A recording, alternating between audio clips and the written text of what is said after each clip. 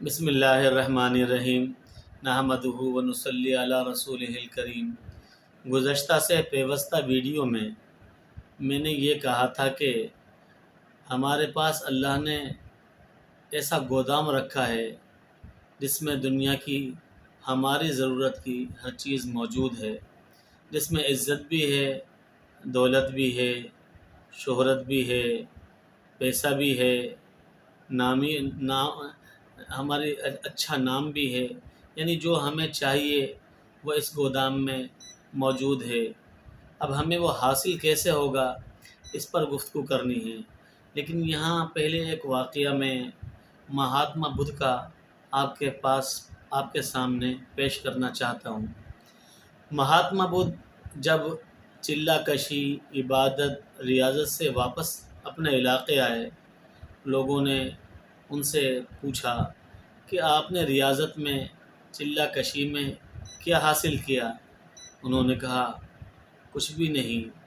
کہا کچھ بھی نہیں؟ بولا ہاں کچھ بھی نہیں کیا، جو کچھ حاصل ہوا وہ تو سارا میرے پاس پہلے سے موجود تھا۔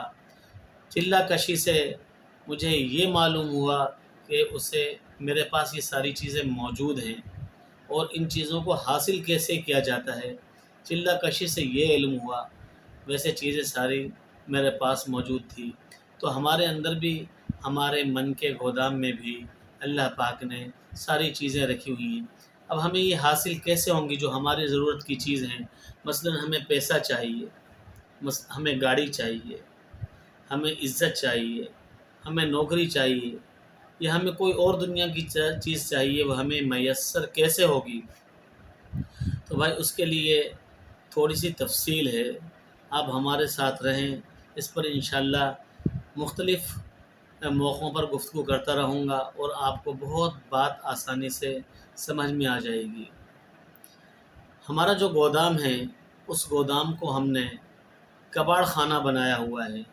اس گودام میں ہم نے کچرا اور ملبہ اتنا ڈالا ہوا ہے، یہ جو تمام چیزیں ہمیں چاہیے تھی اس ملبے کے ڈھیر تلے ہیں، اس کباڑ خانے میں گم ہو چکی ہیں۔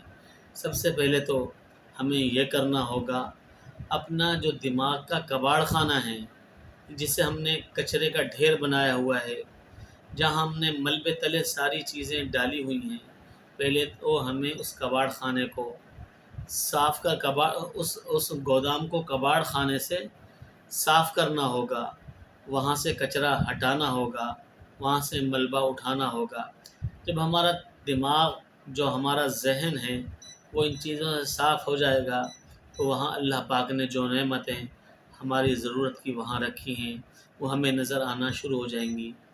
یہ کباڑ خانہ یا گندگی یا کچرے کا ڈھیر جو ہم نے اپنے من کو بنایا ہوا ہے، یہ صاف کیسے ہوگا؟